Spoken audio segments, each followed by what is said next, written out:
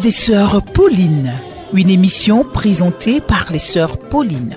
Réalisation Yves Adaye. Tu as voulu que je sois et j'ai vu le jour, Seigneur mon Dieu.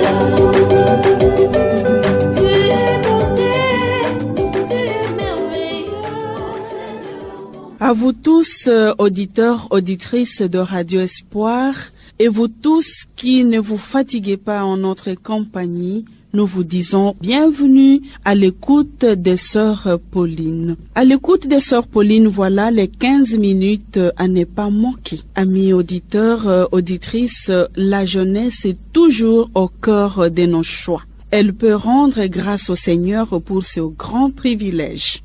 Nous accueillons encore aujourd'hui sœur Thérèse, celle au cœur jeune, mais pas seulement au cœur jeune. Elle a plein d'estime pour les jeunes, n'est-ce pas Thérèse? C'est ça même, ma sœur. Sinon, ça ne justifierait pas ta présence ici. C'est ça. Voilà, nous t'admirons et tous les jeunes disent avec moi, nous t'aimons. La chaleur a diminué ce jour-ci ou comment? Tiens. Il fait encore très chaud aujourd'hui, ma soeur. Mais Yves Adaye, de l'autre côté, nous dira qu'il fait beau au studio, n'est-ce pas? Au studio, au moins, c'est un autre monde. Sinon, nous te disons merci d'être là. Alors, les jeunes, que vont-ils découvrir aujourd'hui? Aujourd'hui, nos jeunes vont découvrir les questions de ma vie, les jeunes et l'amour. Un livre de l'abbé Muyengo, prêtre de l'archidiocèse de Kinshasa en RD Congo. Thérèse, je vois que j'ai quand même le droit de louper sur tes feuilles. Tu me dis question de ma vie, mais c'est la question de ma jeunesse. Ah, non, justement, c'est question de ma jeunesse. Voilà, question de ma jeunesse, les jeunes ou l'amour. Ça te fait rire, n'est-ce pas? Tu vois, on doit être aussi le regard aux aguets. Tu as une bonne curiosité. Voilà. Mais vraiment, je vois que l'éducation des jeunes à l'amour est une grande préoccupation de notre temps, car tout tourne autour de ce thème. Je me trompe ou comment? Justement, ma sœur, vous ne vous trompez pas, mais c'est ça. Je me dis, quand on parle beaucoup sur une chose, c'est qu'il y a un problème. Et si on y insiste, c'est qu'il y a un danger. Un danger qu'il faut prévenir et prendre des précautions pour l'éviter. Voilà, c'est ça même. Au moins, ils ont la chance d'être avertis, n'est-ce pas? Ça, ils ont vraiment la chance. Voilà.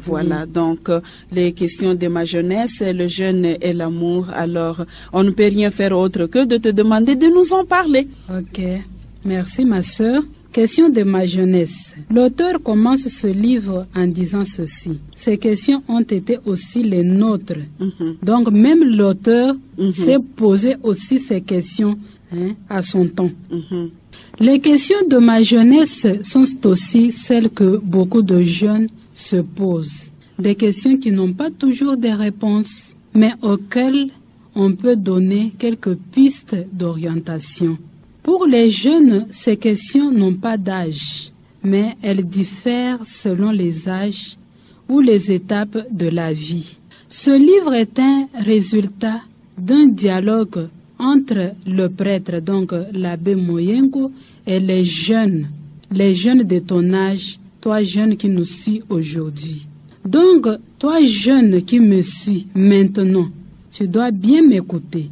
Nous allons essayer de traiter quelques questions. Et la première concerne l'amitié. Puisqu'aujourd'hui, le mot amitié est à la une, mais on ne sait pas comment la vivre. L'amitié entre filles et garçons, que du vinaigre, disait quelqu'un. L'amitié entre filles et garçons n'existe pas, que cela tourne toujours en vinaigre. Ça, c'est une confirmation d'une sœur. Une sœur qui donne cours dans un lycée et parlait à ses élèves en leur disant l'amitié entre filles et garçons n'est pas possible. D'abord, je pense que la sœur devait faire la différence entre l'amour et l'amitié. Parlant de l'amitié, on peut dire que l'amitié vraie doit mener à l'amour vrai. L'auteur continue en disant que l'amitié vraie, c'est vouloir agir dans l'intérêt de l'autre et non pas pour soi. L'amitié vraie dépasse la voracité et la possessivité. Tous nos amours, même ceux qui semblent les plus gratuits, sont entachées d'une sorte de possessivité. Pour être positif, notons que l'amitié entre les filles et les garçons, je pense qu'on a développé ça avec Jean-Benoît Casterman, sont une bonne chose, pourvu que nous y soyons préparés et éduqués. Or, il faut avouer qu'une telle éducation est difficile, sinon elle vient souvent trop tard, quand on a déjà commis des bêtises. Cette éducation-là se fait d'une manière négative. Une vraie et bonne amitié entre filles et garçons nécessite la maturité. Il faut que nos familles, nos écoles, nos paroisses, nos églises et même nos mosquées, groupes de jeunes, deviennent vraiment des écoles d'amitié. Car à tout âge et tout état, on peut traîner encore dans les frustrations qui déséquilibrent si cette maturité n'a pas eu lieu. Que dit notre Église à propos de l'union sexuelle avant le mariage? Ça, c'est une question vraiment qui est aussi à la une, surtout dans les milieux des jeunes.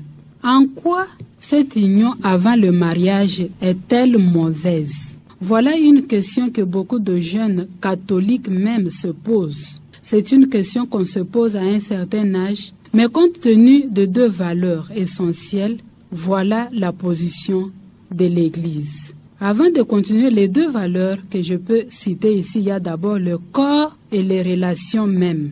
Notre Église a raison de rester ferme vis-à-vis de l'union sexuelle avant le mariage. Car le premier don que Dieu nous a fait, c'est notre corps. Et c'est par ce corps qu'on vit. C'est par le corps qu'on sent le plaisir, le malaise, le bonheur comme la souffrance. Le corps est ainsi le lieu de relation avec soi-même, avec le monde extérieur, le monde des personnes, des choses. Dans ce sens, nous pouvons comprendre le sens des relations entre hommes et une femme. Relations appelées communément amour. Pour les distinguer d'autres relations, en considérant le corps comme don, on conclut qu'on ne peut se donner soi-même qu'à celui ou à celle qu'on aime réellement et avec qui l'on est engagé par un projet durable pour le meilleur et pour le pire. Donc le véritable amour engage l'homme et la femme, engage leur histoire, avenir et destin. Malheureusement, d'autres relations restent seulement d'ordre physique et c'est le cas de beaucoup de jeunes qui se donnent cadeau, comme on dit ici chez nous, ils se donnent cadeau, donc gratuitement, à un autre ou à une autre qu'ils ne connaissent même pas. Des fois, ils ne se rappellent même pas du visage de la personne avec qui elle était, ni du nom de celui ou celle à qui elle s'est livrée ou il s'est livré. Peut-on appeler cela amour? En voulant nous représenter le mariage comme lieu privilégié de l'acte sexuel, l'Église s'oppose à l'union hors mariage. L'Église veut spiritualiser, sinon humaniser, les relations charnelles entre l'homme et la femme, c'est-à-dire les faire distinguer de celles purement physiques, instinctives, comme vivent les animaux. Pour l'Église, les relations sexuelles sont avant tout celles des cœurs. Un proverbe malgache dit « L'amour qui n'est pas à la mesure du cœur, c'est comme l'eau qui ne remplit pas la cruche. La moitié se perd en chemin. » À vrai dire, les relations sexuelles avant le mariage sont une exploitation mutuelle. Cela s'appelle se faire brouillon. Pour les adolescents, ma chère ou mon cher, toi qui me suis, veux-tu faire de ta vie un brouillon? Personne, moi je me dis personne, il y a des jeunes à qui je m'adresse en disant personne ne peut payer un bonbon qui n'est pas emballé, qui n'est pas dans son emballage. Ton corps est le beau cadeau que Dieu t'a donné. Tu es libre d'en faire ce que tu veux, soit un don, soit un instrument de jouissance et de plaisir. L'Église te propose de considérer ta vie comme un don pour vivre la vraie liberté, le vrai bonheur, la vraie dignité. Une autre question que nos jeunes se posent est celle de savoir s'il existe une amitié sincère entre jeunes hommes et une femme et aussi est-ce toute relation amicale entre filles et garçons doit-elle déboucher à un mariage? Ici, l'auteur nous dit pas du tout. Donc, toute relation amicale ne doit pas déboucher au mariage. Une amitié sincère entre filles et garçons est possible, mais il faut le reconnaître, comme nous l'avions affirmé avec Jean-Benoît Casserman. Cette relation n'est pas toujours respectée et bien définie. Des fois, ces relations amicales échouent parce qu'on tombe justement dans les exploitations mutuelles et les expériences malheureuses qui détruisent notre jeunesse. Cette relation amicale ne doit pas obligatoirement aboutir au mariage, car le sentiment d'amour dans les perspectives du mariage est d'une autre nature que le sentiment d'amitié, car l'amour dans les perspectives du mariage exige la réciprocité. Le mariage exige un temps de connaissance mutuelle. Les fiançailles, c'est une période où la jeune fille étudie le jeune homme et le jeune homme étudie la jeune fille. Cette étude n'est possible que si les deux s'ouvrent.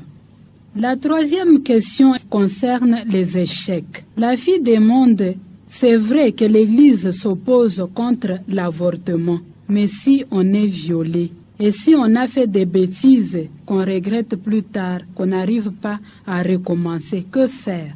Parlant du viol, les spécialistes en psychologie sexuelle estiment que près de 60% des relations de viol et même d'inceste n'aboutissent pas à la conception. Et pour la jeune fille qui me suit maintenant, il ne faut jamais désespérer. Il n'est jamais trop tard pour recommencer. Que tu sois violé ou à cause de ta stupidité, recommence. Et ici, je vais finir avec un poème d'une jeune fille, Sabine, qui est infirme mais qui a composé un poème pour dire « Il ne faut jamais désespérer dans la vie. Si la vie te semble trop absurde, si tu es déçu par trop de choses et trop de gens, ne cherche pas à comprendre pourquoi, recommence. Si tu as essayé d'aimer et d'être utile, si tu as connu la pauvreté et les limites, ne laisse pas là une tâche à moitié faite, recommence. Si les autres te regardent avec reproche, s'ils sont déçus par toi, irrités, ne te révolte pas, ne leur demande rien, recommence. Car l'arbre bourgeonne à nouveau en oubliant l'hiver, car le rameau fleurit sans se demander pourquoi, car l'oiseau fait son nid sans songer à l'automne, car la vie est espoir. Donc, recommence. Voilà, la vie est espoir, donc recommence, auditeurs, auditrices et surtout vous les jeunes qui nous suivez. La sœur Thérèse a voulu répondre à toutes les questions de l'humanité. Vous vous rendez compte combien de choses elle vous a dites.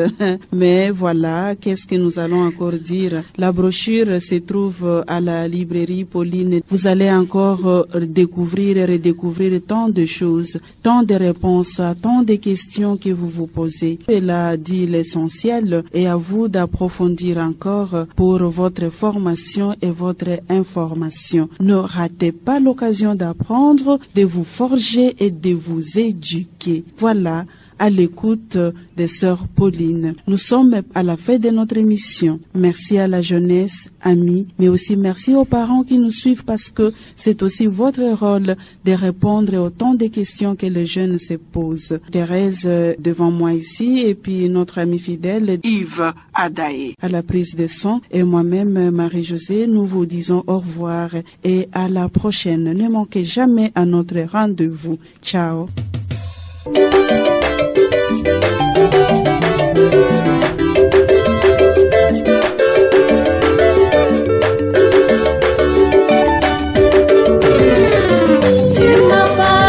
Vous venez de suivre À l'écoute des sœurs Pauline, une émission présentée par les sœurs Pauline.